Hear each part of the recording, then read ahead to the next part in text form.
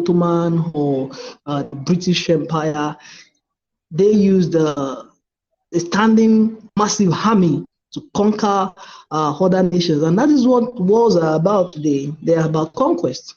They are about domination of other people. That's what they are essentially. And when you look at Africa, for instance, Africa is ravaged by terrorism.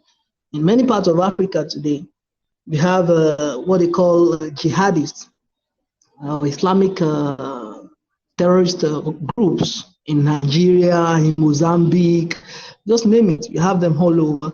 But you check it, you realize that the weapons that you find in the hands of the so-called jihadists are not even in some cases more sophisticated than the ones you find in the hands of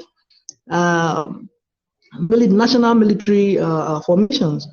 And that has, and with the observation some persons have suggested, and I think correctly so, that these are planned attacks for the purpose of economic domination. I have done a bit of study before on terrorism in Nigeria and Africa, and I realized that the moment terrorism, and Boko Haram particularly, started in Nigeria, our military budget rose, and now it has rose maybe by almost 300-400%.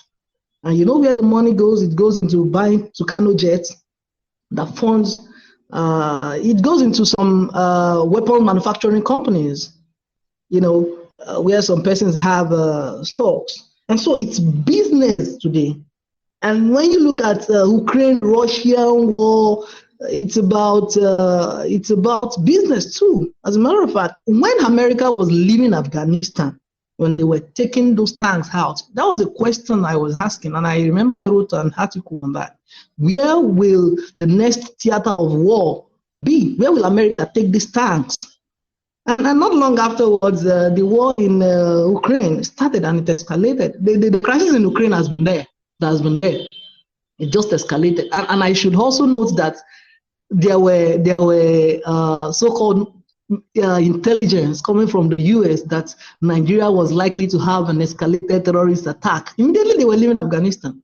And I think there was consideration of somewhere around Nigeria being the next theater of war, because these wars must continue, because some persons continue to make weapons of war and they must sell them. That's my understanding, I must tell you. So war in this age is essentially about business. Putin trying to grandstand, Zelensky trying to also prove to be a man, even though he's a comedian. Behind them are people with business interests, pushing them, just using them as mere puppets. That's what I feel. So wherever you see war in the world today, it's about some persons gaining from them and finding a pretext. All we see are just pretexts, whether there is a secession crisis in Donbas region in Ukraine, and so that escalated, or there is an Islamic group somewhere in Nigeria or in Chad, and that has become a big problem. These are pretexts. The fact is, some persons are producing weapons of war. They keep pushing them out like marketing. You should send some as incentive. Then those ones get into the hands of some persons who are, of course, rightly agitated, but who would not take to war if not for some persons steering them from outside.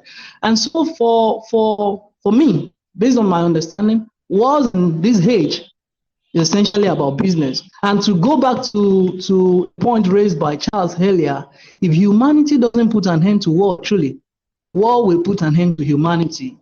The likes of Martin Luther King have been saying that since the 50s, and that's the truth. In the age of nuclear war, in the age of supersonic bombs and all, we have no option than to put an end to war. And so the whole idea of, is war inevitable, or should it be an option, blah, blah, blah, it has to be out of the way. And then the question becomes, are there alternatives to war and violence? Yes, when there is conflict, how do we conduct it? Is there an alternative? And yes, Jim Sharp and many other scholars of peace and conflict studies will tell you, yes, there are alternatives to war. Let me end there for now. Yeah, thank you very much, Gideon. Yes, thank you very much again.